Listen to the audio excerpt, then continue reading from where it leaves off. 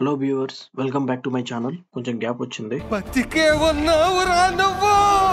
EMIs, job tensions, no career growth, health issues, psychological loneliness, stupid amateur arguments, perception changes, etcetera etcetera etcetera. కొంచెం break కావాలనిపించింది. December first week లో హైదరాబాద్ లో నా friends Pondicherry trip plan చేసినారు with family. So నేను వెళ్ళాలని decide అయిపోయినా. మా బ్యాచ్ మొత్తం అంతా కలిపి 4 pairs 3 kids. సో టోటల్ గా 11 members అనమాట. వాళ్ళు ముందుగానే ప్లాన్ చేసినందుకు up and down flight journey book చేసుకున్నారు.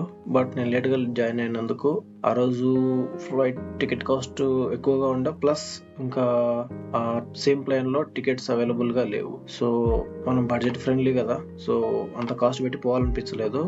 ఇంకో బెనిఫిట్ ఏంటంటే వాళ్ళు సాటర్డే ఎర్లీ మార్నింగ్ ఫ్లైట్ ఉంటుంది వాళ్ళకి.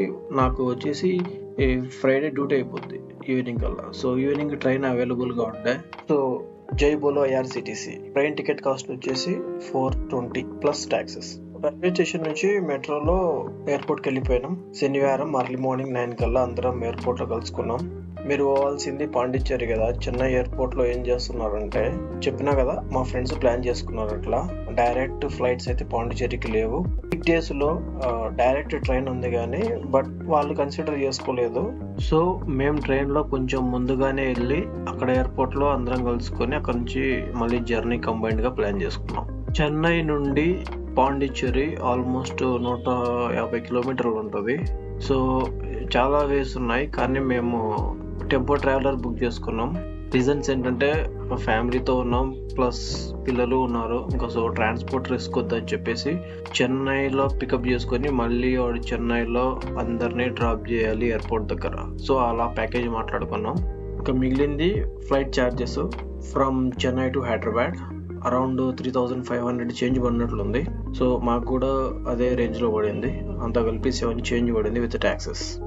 హైదరాబాద్ ఎయిర్పోర్ట్ లో దిగినాక నేను మా ఫ్రెండ్ ఫ్యామిలీ ఇద్దరం కలిపి టయోటా ఐటియోస్ మాట్లాడుకున్నాం. 2 మీడియం సైజ్ లగేజ్ బ్యాగ్స్ పట్టినాయి, trolley bags. 1500. So 35 kilometres distance approximate గా ఉంటుంది. వర్త్ అది, ఎందుకంటే ఈ పుష్పక్ బస్సు ఎక్కినా అని కూడా పర్ హెడ్ 300.